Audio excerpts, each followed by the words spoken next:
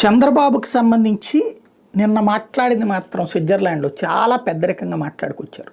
Number 1, ఆయన అప్పటికే మీరు వచ్చి ఆంధ్రాకు వచ్చేసి పెట్టుబడులు పెట్టేయండి, ఆంధ్రాలో ఇండస్ట్రీస్ పెట్టండి, మీరు ఇక్కడి నుంచి వదిలేసి వచ్చేయండి అంటూ భరత్ లోకేష్ ఇట్లా పిలిచినప్పుడు నేను అట్లా పిలవను, మీరు ఇంకా ఎదగండి. కర్మభూమి జన్మభూమి అద్భుతమైన పాయింట్ చెప్పారు, చాలా పెద్దరికంగా చెప్పారు.